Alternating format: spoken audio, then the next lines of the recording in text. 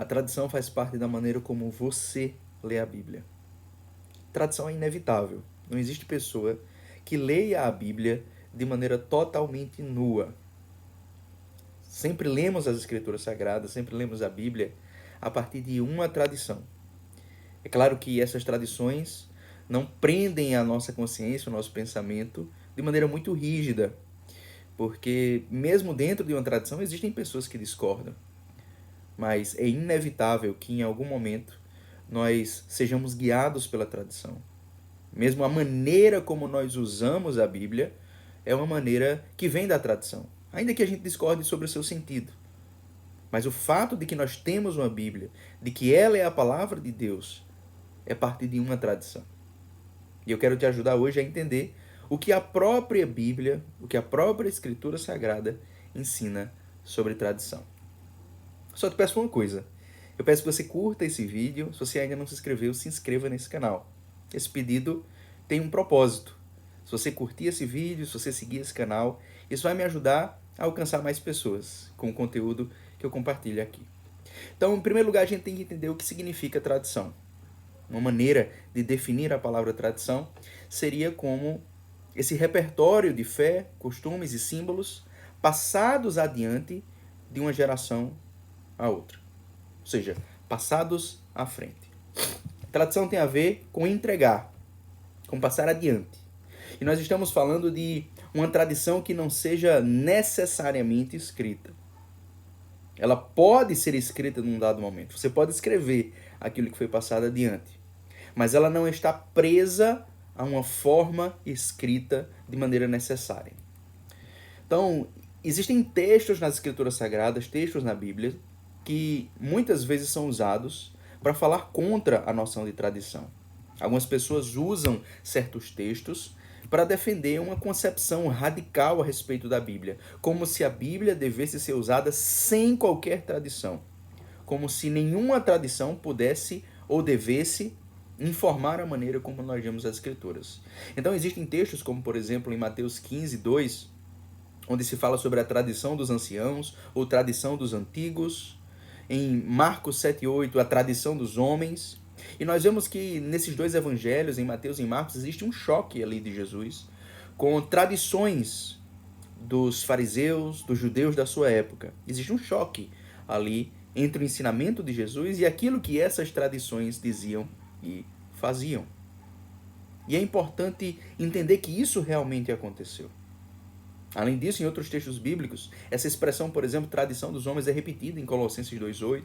Algo semelhante aparece em 1 Pedro 1,18, embora ali se refira a uma tradição mais propriamente pagã. Mas existe um choque aí de tradições. E frequentemente nos evangelhos nós vemos esse choque. Em Mateus 15, 3, o nosso Senhor Jesus Cristo pergunta: por que também vocês transgridem o mandamento de Deus por causa da tradição de vocês? Em nenhum desses momentos, Jesus, os apóstolos ou os evangelistas dizem que tradição é uma coisa errada. Em nenhum momento eles criticam tradição de maneira absoluta. Eles sempre condenam a tradição dos homens ou dos anciãos nos momentos em que essa tradição é usada para violar os ensinamentos de Deus. No momento em que os mandamentos de Deus são violados. Não existe em Jesus, nos apóstolos, nas escrituras, uma condenação geral, como se não devesse haver tradição, como se tradição fosse uma coisa errada ou má. Pelo contrário. A condenação aqui é muito específica, muito particular, para um tipo, uma forma de tradição. Então nós não podemos usar esses textos para dizer que Cristo ensinou contra a tradição. Ele ensinou sim contra certas tradições dos fariseus, contra certas tradições dos doutores da lei da sua época. Mas mesmo nosso Senhor Jesus Cristo, em Mateus 23, disse que os discípulos, aqueles que o ouviam, deveriam obedecer o ensinamento desses doutores da lei. O problema deles era outro. O problema deles era ser contra o mandamento de Deus em algum momento. Usarem a tradição contra os mandamentos de Deus. Mas nós encontramos nas Escrituras, dessa vez, algo muito especial em favor da tradição. Existe um tipo de tradição, uma forma de tradição louvado nas Escrituras. Um tipo louvado nas Escrituras, uma forma louvada nas Escrituras. Em 1 Coríntios 11, 2, nós lemos o seguinte: Eu os elogio, porque em tudo vocês se lembram de mim e retêm as tradições, assim como eu as transmiti a vocês. Então, em 1 Coríntios 11, o apóstolo Paulo elogia, ele fica feliz, ele fica alegre e por isso louva aos coríntios por preservarem as tradições que ele lhes transmitiu. Então, claramente, existe aqui um tipo de tradição que deve ser preservado. Nós lemos adiante no mesmo capítulo, em 1 Coríntios 11, 23. Porque eu recebi do Senhor o que também lhes entreguei, que o Senhor Jesus, na noite que foi traído, pegou um pão, etc. Então, Paulo recebeu do Senhor e entregou aos coríntios. Ele se refere aqui a um momento anterior em que esse ensinamento já havia acontecido. Ele está relembrando um ensinamento que ele já havia passado aos coríntios. Então, quando o apóstolo Paulo escreveu essa linha de 1 Coríntios 11, 23, isso não estava ainda em nenhum texto bíblico. Nenhum dos evangelhos, Mateus, Marcos, Lucas e João, havia sido escrito ainda. Então nós não tínhamos ainda o relato da Eucaristia, o relato na instituição da ceia do Senhor, num evangelho. Aquilo foi passado oralmente e aqueles cristãos obedeciam e continuavam aquilo com base no ensino até ali oral. É possível, claro, que algum deles tenha registrado o ensinamento de Paulo. É bem possível que isso tenha sido registrado em algum momento ali, mas não ainda como parte das Escrituras Sagradas. Mesmo que o Evangelho de Marcos tivesse já sido escrito, porque, em geral, a Epístola de 1 Coríntios é datada por volta dos anos 50 do século I. Então, existem algumas pessoas que acreditam que o Evangelho de Marcos já havia sido escrito nesse momento. Mas mesmo que o Evangelho de Marcos já tivesse sido escrito, ainda assim, os cristãos primeiro aprenderam de viva voz. Porque eles aprenderam antes de que o apóstolo Paulo escrevesse isso lá por volta dos anos 50. Então, o apóstolo Paulo, ele diz algo importante aqui. Eu passei a vocês aquilo que eu recebi. Existe um processo aí de tradição. Como é que nós definimos tradição? É um repertório de fé, costumes, ensinamentos, doutrinas, práticas, símbolos passados adiante, passados de uma geração a outra. Então, foi isso que aconteceu aqui. Em 2 Tessalonicenses 2,15 nós lemos: Assim, pois, irmãos, fiquem firmes e guardem as tradições que lhes foram ensinadas, seja por palavra, seja por carta nossa. Então, veja que esse texto aqui é muito delicado. Ele diz o seguinte: guardem as tradições que lhes foram ensinadas de duas maneiras, por palavra ou por carta nossa. Perceba, a palavra aqui é a viva voz. A carta é o escrito. Então o apóstolo Paulo diz: nós entregamos a vocês tradições. E dentro dessas tradições existem a palavra, a viva voz, e a carta, a epístola, como, por exemplo, 2 Tessalonicenses ou 1 Tessalonicenses, a carta anterior, para essa mesma igreja, para esse mesmo destinatário. Então, dentro da tradição, você tem o escrito. A tradição inclui escritos, que são passados de uma geração a outra. Então, nós não estamos falando aqui de tradição no sentido apenas oral. O que nós dissemos ela não é necessariamente escrita, mas ela pode incluir, ela pode ser escrita.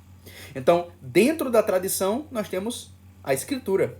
Aquilo que o apóstolo Paulo escreveu está dentro dessa tradição. E óbvio que dentro dessa tradição, ele ensinou muita coisa sobre a própria Bíblia que eles tinham, que naquele momento era o Antigo Testamento, e que agora estava recebendo, digamos assim, tendo em vista aquilo que aconteceu em períodos posteriores da história da igreja, estava recebendo novos escritos.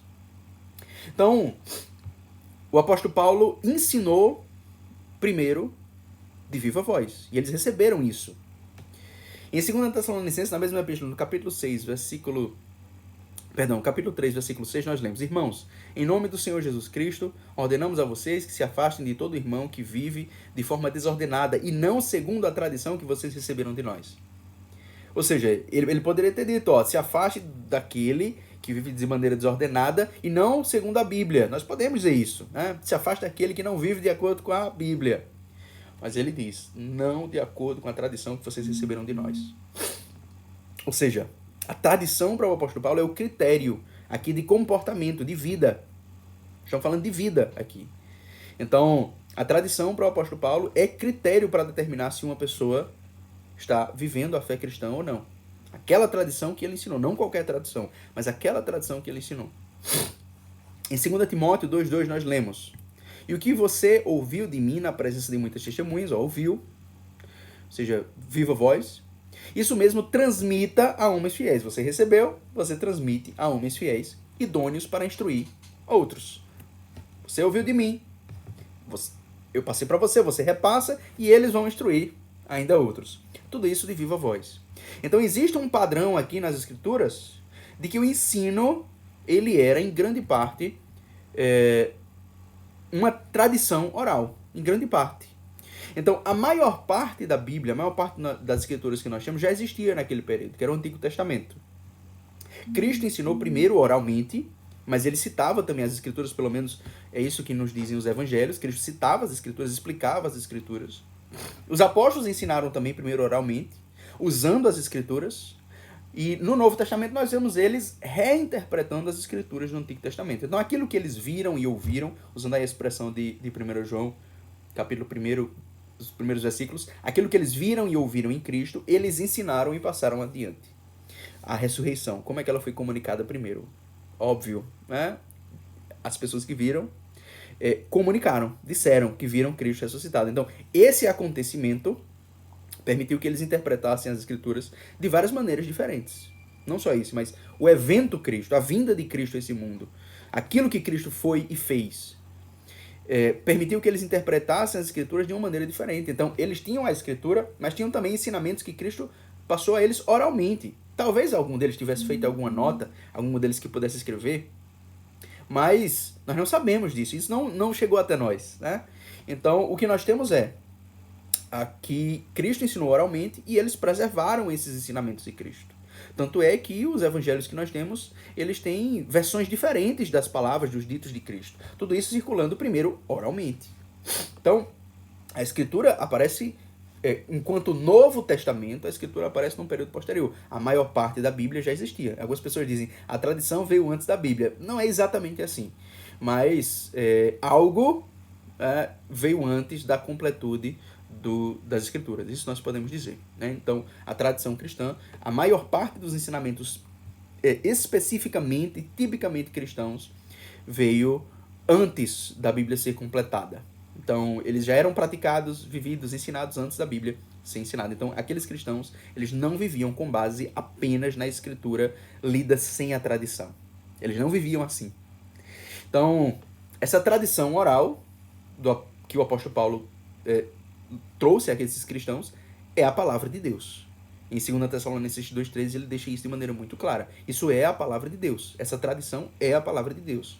E essa tradição inclui aquilo que os apóstolos escreveram. Mas por conta de uma ordem de Cristo, por conta daquilo que Cristo determinou, aquilo que os apóstolos diziam também era a palavra de Deus. Quem os ouvia, ouvia a Cristo. Então, a pergunta que nós devemos fazer é: o que aconteceu a esse conteúdo oral? Será que ele simplesmente se perdeu? Caiu por terra? Será que o Espírito Santo falhou em preservar a fé da igreja? Essa é uma primeira opção. O conteúdo simplesmente se perdeu. O apóstolo ensinou, aquilo foi importante, mas se perdeu. Essa é uma opção. Essa não é a minha opção. Eu não posso acreditar que o Espírito Santo falhou em preservar a fé da igreja. Segunda opção. Esse conteúdo não se perdeu, mas ele foi todo explicitamente colocado na Bíblia. Todo ele foi escrito na Bíblia. Então, algum conteúdo foi oral por um tempo. Então, enquanto o apóstolo Paulo ali estava vivendo, esse conteúdo continuou sendo oral, né? Continuou existindo de maneira oral. Mas depois outros livros foram escritos e aí tudo se tornou escrito. E tudo está ali na Bíblia, digamos assim. Mas como é que você tem certeza disso? Como é que você tem certeza que a Bíblia contém todo o conteúdo, que o Novo Testamento contém todo o conteúdo que Cristo ensinou e que os apóstolos disseram, né? Porque a própria Bíblia, né, o próprio Evangelho de João admite isso. O Evangelho de João ele tem um paradoxo bem interessante nesse ponto. Porque ele diz, ao mesmo tempo, que aquilo que ele está escrevendo é suficiente para que as pessoas creiam em Cristo e sejam salvas, mas também diz que tudo aquilo que Cristo fez e ensinou não caberia em todos os livros que fossem escritos. Então, nós não podemos dizer que tudo aquilo que Cristo ensinou, que os apóstolos ensinaram, foi necessariamente escrito. Então, a gente não pode também seguir essa segunda opção, de que tudo foi escrito na Bíblia. É impossível, na realidade. E a gente tem vários indícios na própria Bíblia de que ela se refere a conteúdos que estão fora dela. Por exemplo, a gente pode falar da liturgia primitiva. Nós vemos em várias indicações na Bíblia a uma certa prática litúrgica, a um culto, a maneira como a celebração cristã era conduzida, mas nós não vemos em nenhum lugar a descrição. Em nenhum momento do Novo Testamento a Bíblia descreve completamente a liturgia cristã de maneira explícita. Nós vemos alguns trechos, por exemplo, aquele texto que nós já lemos em 1 Coríntios 11, que fala da instituição da Eucaristia.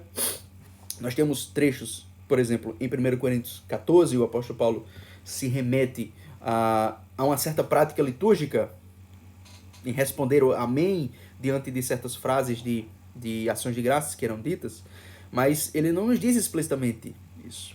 Além disso, nós sabemos que, pela comparação entre os escritos do Novo Testamento, nós temos bastante segurança para dizer que existem certos trechos que são parte dessa liturgia. Certas frases que são usadas e repetidas por autores bíblicos diferentes do Novo Testamento, por exemplo, elas possivelmente eram parte dessa liturgia. Mas nós não temos essa liturgia escrita na Bíblia. Então, a própria Bíblia aponta para um conteúdo que não está nela e que foi ensinado primeiro oralmente. E que, portanto, é a tradição e que, segundo o que o apóstolo Paulo disse, deve ser seguido, deve ser obedecido. Então, existe, portanto, uma tradição que é a palavra de Deus. Existe uma tradição também que é humana e que pode servir à palavra de Deus, assim como pode ser mudada. E existe uma tradição que é contrária à palavra de Deus. Aquela tradição pagã que nós mencionamos. Aquela tradição judaica que contraria os mandamentos de Deus em alguns momentos. Então, diante disso, diante do que o apóstolo Paulo nos disse, nós temos apenas essas opções. A minha opção é de que a tradição continua aí, sendo praticada pelos cristãos em várias formas, e é vista também nos pais da igreja, é vista nos concílios. Nós podemos ter discordâncias sobre como interpretar os concílios, os pais da igreja, isso existe entre diferentes tradições. O que não funciona é o discurso de que nós interpretamos a Bíblia sem usar a tradição. Segundo a própria Bíblia, a Bíblia é parte de uma tradição. Então, algo que é muito comum entre nós cristãos. Nós acreditamos no dogma da Trindade. Nós fundamentamos, inclusive, esse dogma na Bíblia, nas Escrituras. Nós usamos as Escrituras Sagradas para entender algo do dogma da Trindade. Porém, nós dizemos coisas a respeito desse dogma, dada a importância que ele tem, coisas que não estão na Bíblia. Uma delas diz respeito à divindade do Espírito Santo. Eu já disse várias vezes, em vários vídeos, que a divindade do Espírito Santo ela está implícita na Bíblia, e nós a tornamos explícita. Mas além disso, é algo mais, não é disso que eu quero falar, é algo mais. Nós consideramos herético quem nega a divindade do Espírito Santo. Isso nós não temos nem implícito na Bíblia, em nenhum lugar. Então, com base em que nós consideramos herético quem nega a divindade do Espírito Santo? Com base em que? Nós aprendemos isso nos concílios da igreja, nos pais da igreja.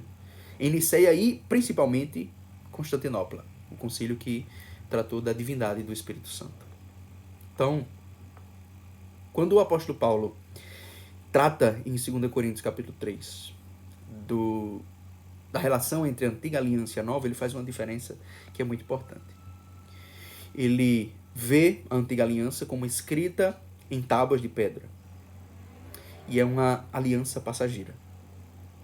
E a nova aliança, ele diz, não está escrita em tábuas de pedra. Ela está escrita em pessoas. Ela está escrita na igreja, através do Espírito Santo. Essa ação do Espírito Santo em preservar a fé ao longo dos séculos é o que nós chamamos de tradição. Se nós não acreditamos em tradição, nós não acreditamos que o Espírito Santo preservou o ensinamento correto dos apóstolos. Espero que você tenha gostado desse vídeo. Que Deus te abençoe em nome do Pai, do Filho e do Espírito Santo. E não esqueça de curtir e se inscrever. Compartilhe também com outras pessoas que você sabe que vão gostar. Tchau, tchau.